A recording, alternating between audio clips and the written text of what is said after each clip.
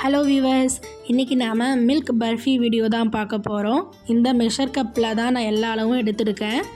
செய்யும் போதே stove first on பண்ணக்கூடாது. எல்லா இன்க்ரீடியண்ட்டும் சேர்த்ததுக்கப்புறமா தான் ஸ்டவ் ஆன் பண்ணணும். 1 கப் நெய், 2 கப் துருவன தேங்காய், 3 கப் சர்க்கரை, 4 கப் பால். இது மட்டும்தான் செய்யறதுக்கு தேவை. பாலெல்லாம் சேர்த்துனதுக்கப்புறமா ஸ்டவ் ஆன் பண்ணிக்கோங்க.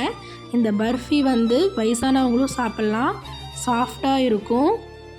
5 to 10 மினிட்ஸ்லேயே இந்த பர்ஃபி ரெடி ஆயிரும். பர்ஃபியோட கன்சிஸ்டன்சி ரொம்ப டைட்டாகவும் இருக்கக்கூடாது, லூஸாகவும் இருக்கக்கூடாது. இந்த மாதிரி பதத்தில் இருக்கணும். ஸ்டவ் ஆஃப் பண்ண உடனே எண்ணெயை தடவி வச்ச பிளேட்டில் இதை ட்ரான்ஸ்ஃபர் பண்ணிடுங்க. டேப் பண்ணிவிட்டு விட்டுருங்க. 1 நிமிஷம் கழித்து உங்களுக்கு என்ன ஷேப் வேணுமோ அந்த மாதிரி கட் பண்ணி எடுத்துக்கோங்க. இந்த வீடியோவை ஃபுல் வீடியோவாக நான் போட்டிருக்கேன். டிஸ்கிரிப்ஷனில் லிங்க் கொடுக்குறேன், செக் பண்ணி பாருங்கள்.